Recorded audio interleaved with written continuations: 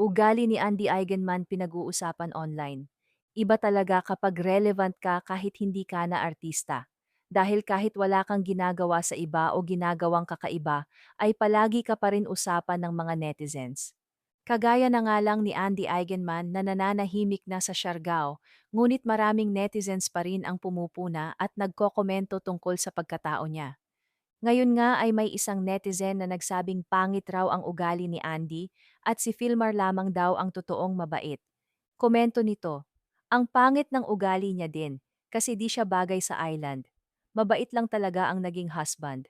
Mabilis namang ipinagtanggol ng mga tagahanga si Andy, maging ang mga taong nakasalamuhan na niya. Pagtatanggol ng isa. Pag di kayo pinansin pangit na ugali, marami siya ginagawa sa buhay, gusto niyo ubusin sa pagpansin at pagpapapicture niyo. Kaya nga pinili niya na lang maging simpleng tao para iwas sa crowd. Hais minsan matuto rin tayo makiramdam at umintindi. Dagdag pa ng isa, gusto niya ng privacy, di ba pwede pagbigyan yung tao gusto ng mamuhay ng walang spotlight. Leave her alone.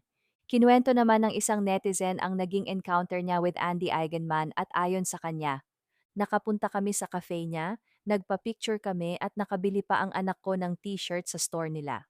Nagmamadali lang siya dahil may bisita at may mga tao din bumili. Pero thank you pa rin pinagbigyan niyo kami. Ayon naman sa opinyon ng isa, this just my own opinion. Likas na mabait na pangmasa si Phil Mardon kasi siya sanay, makihalubilo sa mga taga-isla, at given na ang mga pure taga-province lalo na isla mabait talaga literal. Si Andy naman lumaki sa environment na halos puro mayayaman ang nakahalubilo niya, pero mabait naman siya. Wag na po mag-expect na maging singbait siya nga mga pure taga-isla. Nagpahayag rin ng saloobin ng isang netizen tungkol sa mga taong sinasabihan ang kapwa na masama ang ugali porke hindi lang sila pinansin. Ayon dito, if she's really that bad, she wouldn't choose to live in the island. Her mom could just spoil her and give her a city life.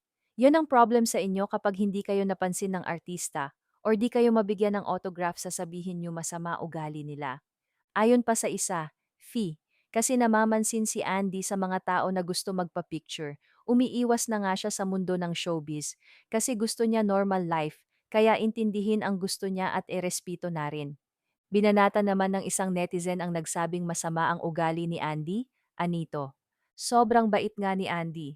Kahit di niya kilala binabati niya at marespeto siya. Baka masama ang ugali nung nagsabi kaya di siya pinapansin ni Andy. Naisip ko lang. Marami pang mga komento ang netizens at iba-iba sila ng pananaw at opinoon. Ikaw, anong masasabi mo sa usaping ito?